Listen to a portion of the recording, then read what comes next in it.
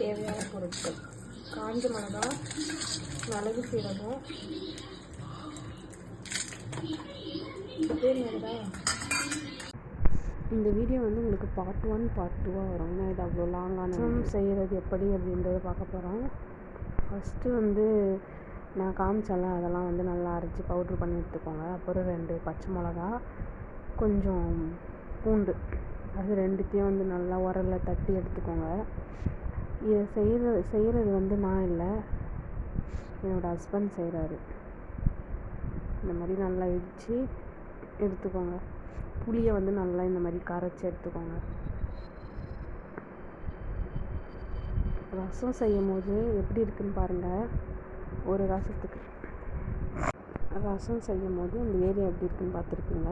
இப்போ வந்து தக்காளி வந்து நல்லா கரைச்சி எடுத்துக்கோங்க. தக்காளி வந்து நாங்கள் ஃப்ரிட்ஜிலேருந்து எடுத்து அப்படியே செஞ்சுட்டோம். அதனால் வந்து கரைக்க கொஞ்சம் கஷ்டமாக இருந்துச்சு. இந்த மாதிரி நல்லா தக்காளியை கரைச்சி எடுத்துக்கோங்க.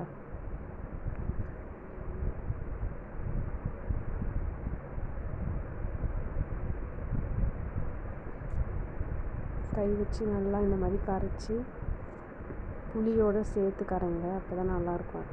இந்த மாதிரி கரைச்சாச்சு. அடுத்தது வந்து புதினா, கொத்தமல்லி நல்லா கட் பண்ணி வச்சுக்கோங்க. இப்போ வந்து செய்ய போகிறோம். நம்ம ஃபஸ்ட்டு வந்து பாத்திரம் வச்சுட்டு அதில் வந்து காஞ்ச மிளகா எடுக்கிறோம், எண்ணெய் ஊற்றுறோம்.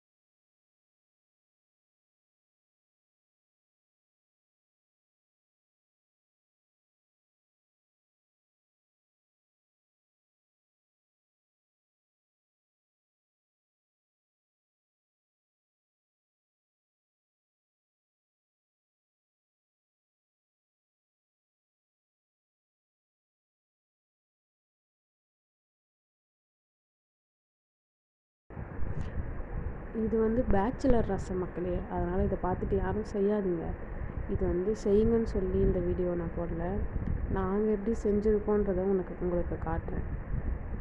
ஆனால் நல்லா தான் இருந்துச்சு சாப்பிடும் போது. உங்களுக்கு நான் அதையும் காட்டுறேன் பாருங்கள். தண்ணி எல்லாமே ஊற்றியாச்சு. இப்போ வந்து ரசம் வந்து கொதிச்சு நுர வரணும், அவ்வளோதான். இப்போ வந்து உப்பு போட்டுறாரு லாஸ்ட்டாக. ஃபைனலாக வந்து இப்போ உங்களுக்கு ஒன்று காட்டும், அதை பாருங்கள். ரசம் செஞ்சு முடித்தோன்னா அந்த ஏரியா எப்படி இருக்குன்னு சொல்லி ஃபுல்லாகவே பாத்திரம் எல்லாமே அப்படி ஃபுல்லாக இருக்குது. ஃபைனலாக டேஸ்ட்டு பண்ணி பார்த்தோம், நல்லா